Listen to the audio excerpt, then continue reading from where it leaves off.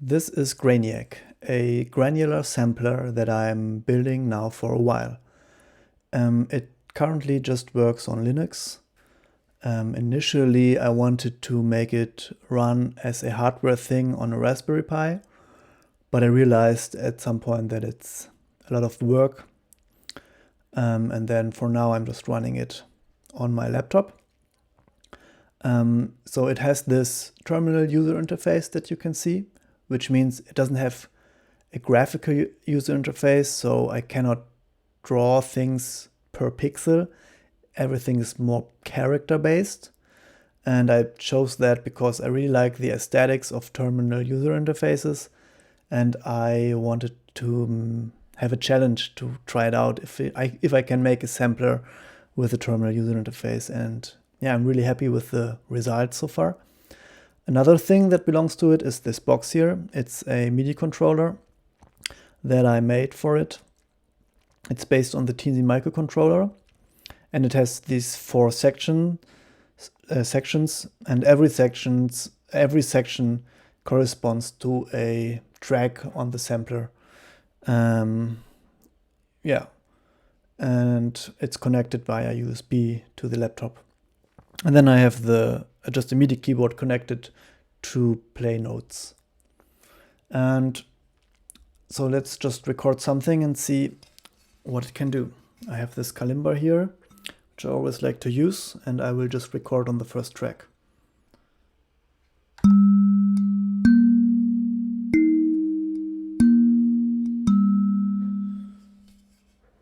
Cool. So let's see how that sounds. So volume is down, let's bring it up.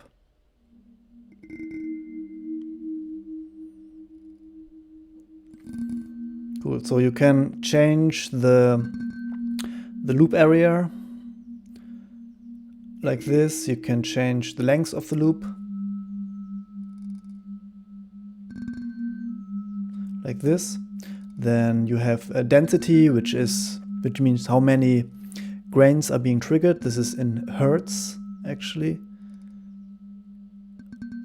And then you have the grain length, which goes up to 1 second.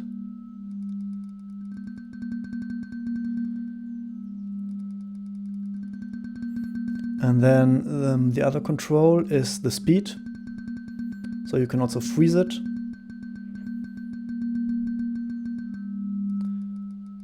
And then, yeah, so the playhead is not moving. I can also trigger another note, and then I have this pet kind of sound. The other control is a spray, which randomly changes the start position of the next grain around the playhead.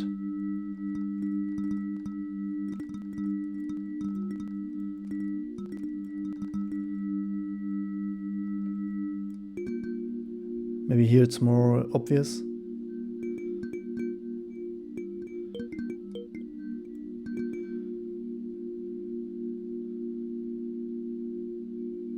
And then there's a panorama. So now it's between center and right, or center and left. And then you can also change the stereo spread, make it mono, and then change the pan.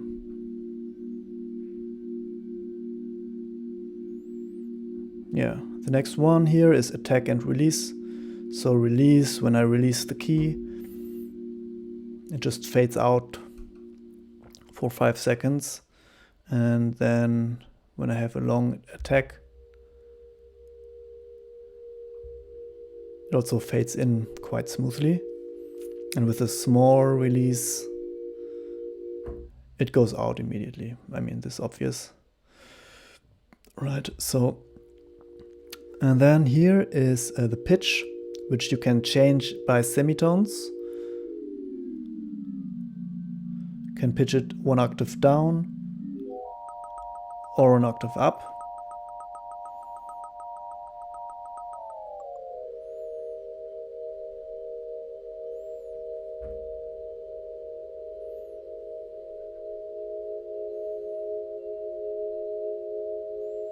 And another thing that you can change with the buttons is the grain direction, which means like this, the grains play forward, and here grains play backwards. Maybe I make the speed higher, then also the play direction is more obvious. So now the playhead moves forward, but the grains are playing backwards. And then you can also change the play direction. Now everything is backwards. And now the grains are playing forward, but the playhead is moving backward. And I think you can do some very cool effects with that already.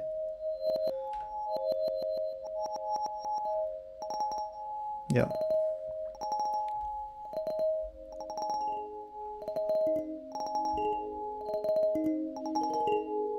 And then the next button here is the hold. And now I can release it and it will just loop. I can still change stuff, right? It does just not release. If I would hold again, and it would immediately go into release state and fade out.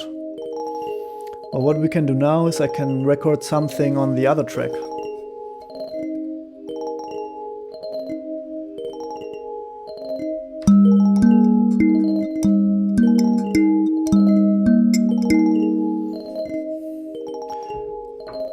And the first track will just play, and I can now add another track to it. So raise the volume.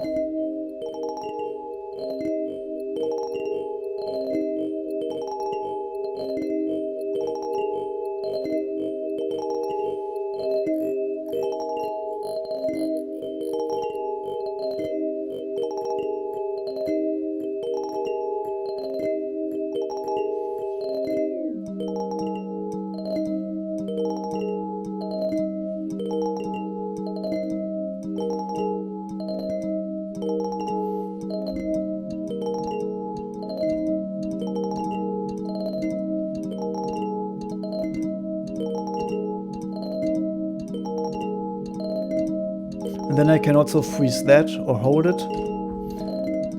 And I can then still mess around with it.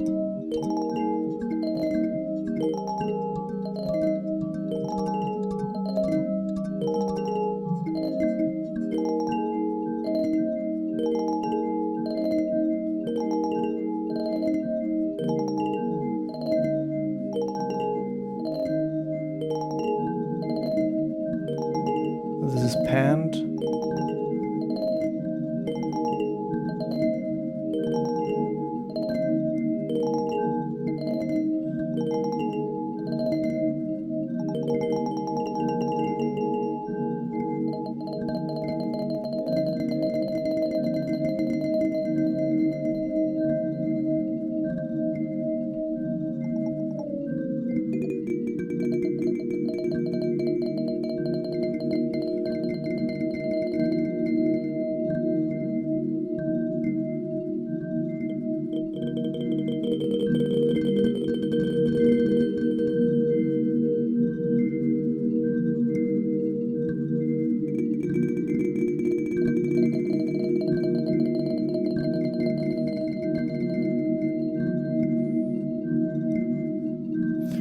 Then I can record also on the other tracks.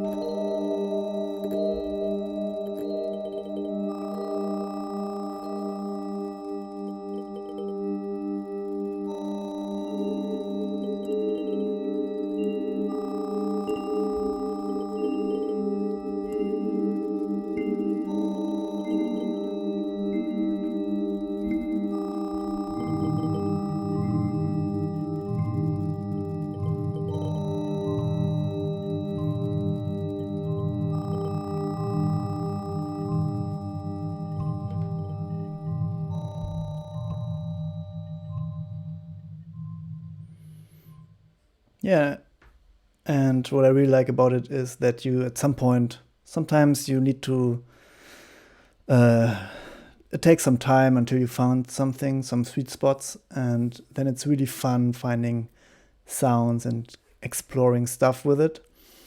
Yeah, it's really fun playing it, I think, and I'm really looking forward to use it live. I haven't used it live yet, but I really want to do that. Yeah, at the end, there's one feature that I want to show you, and it's you can also save presets. So I can press M and oh no, I'm in the wrong window here. Now I press M and I can press any key and I will save the preset on. So let's have this on key 1. And now it's saved. And it will also, it's persistent, so it will save this preset also when I open it again. And now let's mess around with the settings. Like just move that here. Move that here. And move that here. And make that like this. And then I save that under 2. And now you can see I can jump around these presets. I haven't tried that actually while playing. Let's see how that works. This is what I had initially. And now I can jump to the other preset.